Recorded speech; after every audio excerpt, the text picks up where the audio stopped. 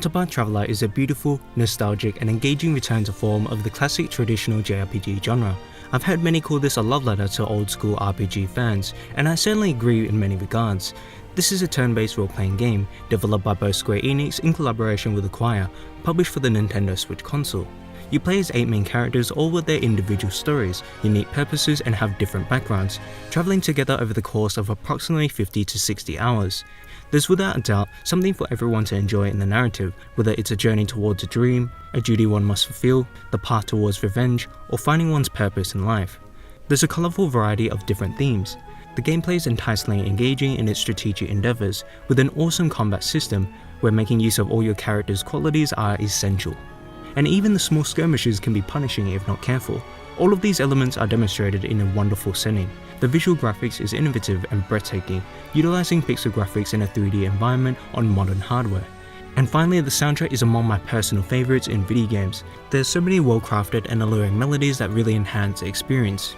However, with all these positives comes with their downsides, as there seems to be a lack of focus in the stories that are told, since it's divided into 8, and the journey that the travellers take are not intertwined in a meaningful manner.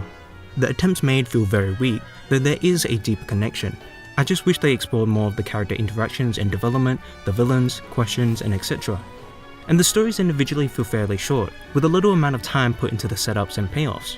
The writing quality can fluctuate from time to time, where some scenes can cleverly depict suggestive themes in an entertaining manner, while some of the other dialogue feels unrealistic and boring to sit through. But the overall experience is strong and recommended, and there are many qualities worth keeping for the future titles that the developers can find great success in, as they have with this game, selling way over expectations to the point of major stock shortages in Japan and some places overseas. Hello and welcome to a new video. I'm Vanguard, and today we'll be going through my review on Octopath Traveler. This will be for the most part a spoiler-free review, though I will be mentioning some minor story details from Chapter 1 that was playable in the demo, some plot beats that the game either hits or misses, and the gameplay mechanics. But without further ado, let's get right into it. So first up, probably the strongest aspect about this game lies within its presentation, and I really think it speaks for itself. I personally talked about this game with a few of my friends, both non-gamers and non-fans of JRPGs alike, and 10 out of 10 times the first thing they mentioned was its design. The developers called this graphical aesthetic HD 2D, where they combined the 16-bit style sprites and textures in a 3D environment, along with stunning lighting, particle effects and depth of field, as there's a level of retention in familiarity and nostalgia for older games, while also innovating in its visual design in a completely new way. The enemy and especially the boss designs are incredibly expressive, which makes for a memorable encounter. However, the lighting bloom can be a little overwhelming and distracting at times, as well as the dark vignette in certain scenes. This issue is highlighted even further when taking into consideration what platform this is on, where players may often be travelling with the Switch. So some dungeons can be a nuisance to navigate even on maximum brightness. Square Enix, the company behind Final Fantasy and many beloved series, have greatly changed in the direction of a lot of the games, constantly pushing for the cutting edge of graphical quality over the years. Octopath was most definitely a breath of fresh air, as I really do believe this could be the beginning of something special between Aquire and Square Enix. I've heard some demands from fans for the developers to remake the older Final Fantasy games in this style, which I think would be perfect. But even if they didn't and focused on creating new games, the future is still very bright, and I'm sure many other companies will also take note of this newfound look. And I firmly believe that the success this game received in sales was largely due to the aesthetic and artistic approach. It was of course the driving factor for my interest in this game after all. The soundtrack is incredible, with nearly 4 hours of content to listen to. The composer of this game, Yasunori Nishiki, did a brilliant job to set and complement the tone of Octopath. This is my first time exposed to his work, and my first impressions couldn't have been any better. There's so many instances where I completely stopped playing just to listen to the melodies. Each character have their own unique themes with different instruments, as well as different tracks for multiple areas, and I can't say there were any I disliked. The variety and contrast in tone between each one of them shows so much diversity, just like the story to perfectly suit it. The majority of them in fact often overtake the quality of the storyline and can individually stand strongly on their own. It truly deserves a narrative that can hold its own besides the soundtrack, but unfortunately this isn't the case. However, this takes nothing away from the composer's work, and I do look forward to his future. For those who have played the Bravely Default series, which originally began in 2012, this will likely feel right at home. This is because of the fact that both producers Masahashi Takahashi and Tomoya Asano, who began the Octopath project, also headed the Bravely series. While I never got around to actually playing the series, I was really excited for this game since I had heard great things in regards to the battle system, and my expectations were certainly met. In Octopath, the battle system does share some qualities to Bravely Default, though it does mix things up. The game features turn-based battles, either as random encounters with normal enemies or major boss fights. You'll be able to use 6 different weapons such as a bow, sword, staff, knife, axe and spear, all with a legitimate and practical place in the game. There's also elemental abilities, buffs, debuffs and items you'll be able to use. Each character will have a unique set of abilities too, depending on their job. An example is Hannah the Hunter, who can use devastating bow attacks and either summon or capture a beast in the game, kind of like Pokemon. Another example is Ophelia the Cleric, who can heal her allies, deal light damage, and summon the NPCs she has guided, an interaction you can perform in the game with some citizens of a town.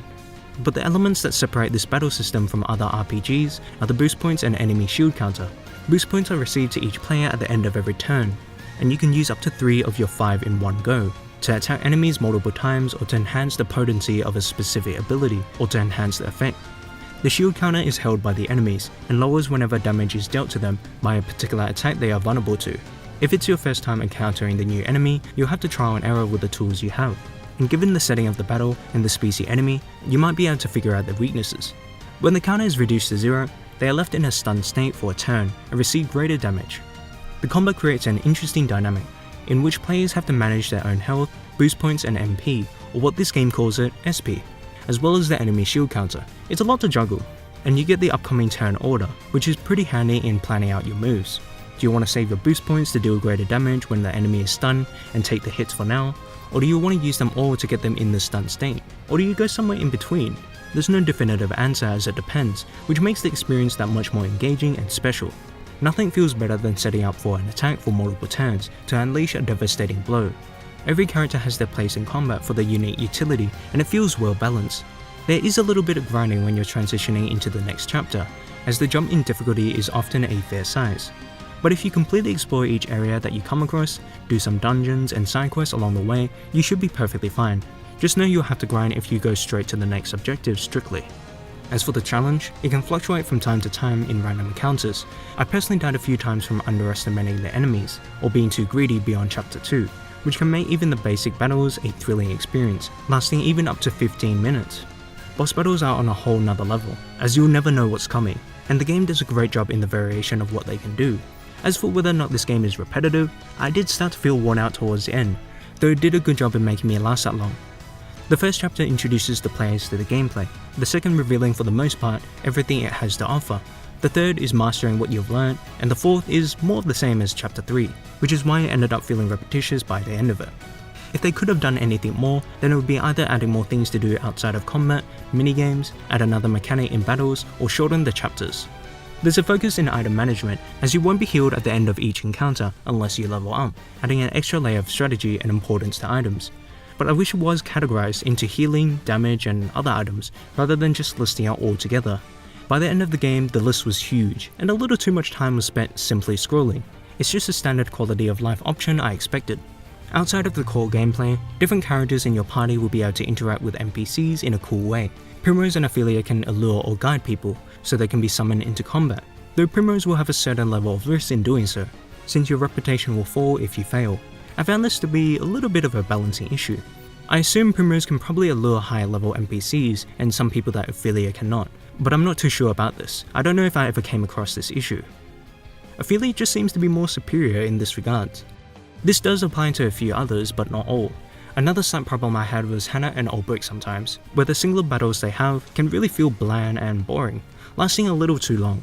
But I really like and enjoy the incentive to interact with different people with the characters you have, and you will often be rewarded for doing so. Therian was a favourite of mine, as you could get great items throughout the journey just by stealing. Side quests are pretty basic overall, and generally from my experience, I only did it to get money or items, though it really lacks in direction of what to do sometimes. There are additional jobs you can find later in the game, which I wish was incorporated into the story quest, as I completely was not aware of its presence until the second half. While they're really easy to find, they're completely optional, and I didn't realise their massive importance, providing a significant advantage in stats and variety of utility. It again adds another layer of planning in combat.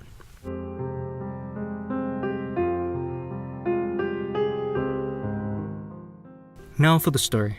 Storytelling in video games is something I really value, as there's so much potential in creating a compelling experience.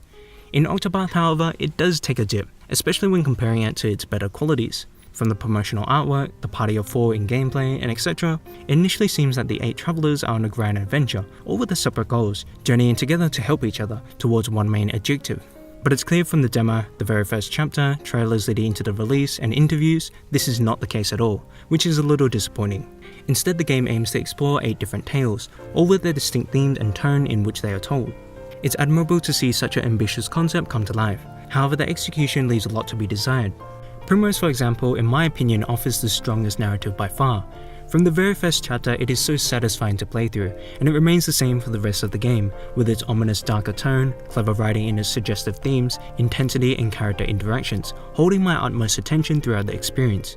Nothing felt better than seeing the fall of the very first and final boss in her story, after seeing how the world has treated her, which is something I think they did superbly well. The villains throughout the story I often ended up really enjoying, because of how much I hated them. The mood alone made Primrose really stand out. But this level of polish is not the same for all of the 8 characters, and I honestly wish they made a full game on her specifically and have the other characters fulfill a supporting role. Aubrey is on the search to find new meaning in his life after he is betrayed by his comrade.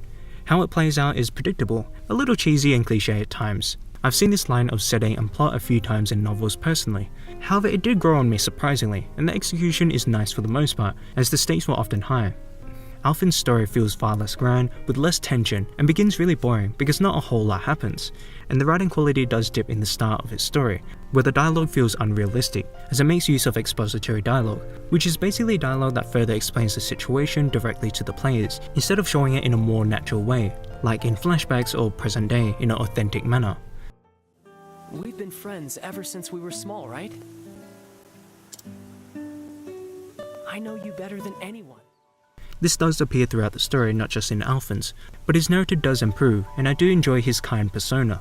I could go through the rest of the 8 characters, but I think you get the point. There are multiple times where the game asks deeper questions, but half the time it plays out predictably, or doesn't go anywhere. And I couldn't say any of them heavily impacted me in an emotional way, especially when considering the 50 hours you spend with the game, besides maybe Primrose's story. The villains, while enjoyable for how much I hated them as people, all feel shallow and flat, because the game doesn't really take the necessary time to help the players understand them and their motives, often making them out to be simple monsters. Sometimes they feel outright irrelevant because there was no setup. Speaking of setup, there was an intense plot twist at one point that would have hit far harder if the setup didn't happen in the same chapter as the plot twist. It made it feel less impactful and more foreseeable. Conclusions to 1 or 2 of the stories also didn't feel anything like a finale and felt anticlimactic. Finally, the connection between each character is weak, inconsequential and rare for the most part. In JRPGs, I always look forward to the first meetings of the cast, because it's always a joy to look back upon it at the end of the journey. This game pays no attention to this, as they seamlessly join your party. Some characters like Therion would never travel with multiple people due to his past, so there's a clash in his character and how the game plays. And the individual stories plays out as if the characters are alone on their journey, as in cutscenes they are always portrayed this way. There is the occasional banter option, which is similar to Heart to Heart in the Xenoblade series. It's fun to see all of these unique personalities bouncing off of each other. However, it provides very little. It is easily missable as it depends on who is in your party, which isn't told to you unlike Xenoblade, and generally is a one-on-one interaction, though I have seen up to 3 in rare cases. For me, it feels like the writers of this game came up with 8 different stories and tried to shove it all into a single title. It felt like they were trying too hard to please everyone and do everything, throwing as many ideas out there as possible, which caused the storyline to not have a proper focus and structure, and not grow to its full potential. The tonal shifts are greatly dramatic too. I understand it would require more time to incorporate unique dialogue options, as each player have the freedom to come across the 8 characters in any order, but the different dialogue doesn't necessarily have to differ that much. I know a few older JRPGs that did this in the past. They could have made the players recruit these characters in a specific order instead. Yes, it will sacrifice the freedom, however if it increases the value of the connection between the 8 members like in other normal games, then it's definitely well worth the cost. And there's somewhat of a guideline in the order you should play each of the casts in chapter 2 and 3, where each character will have a recommended level, instead of scaling it to your progress like in chapter 1, eliminating some of the freedom that was the appeal of this approach in the first place, which is pretty questionable. There is however something beyond chapter 4, that does bring these travelers together in an overarching story, behind a few optional tasks, that does bring a ton of lore to the table. It's a bit of an info dump, but it's satisfying nonetheless. I won't spoil it, but if you enjoyed the combat and wanted more from the story, then it's well worth the challenge. but it doesn't necessarily make up for the shortcomings of the story so late in the game. Well, that about wraps up this video. Octopath is a beautiful looking game with a great soundtrack. Its gameplay, while slightly repetitive and basic at the end of it, is at its core very solid. And the interactivity you have with NPCs is fun, rewarding and unique. Their each stories leave a lot to be desired, as they are very loosely connected and trying to appeal and do too many things. But there are great characters and some engaging narratives told within. Overall, Octopath Traveler is a strong JRPG, if you don't particularly mind the weaker story elements. I give it a 4 out of 5. I hope you all enjoyed. Please leave a like, comment and subscribe. Let me know what your thoughts are down below. Till next time, I'll see you later.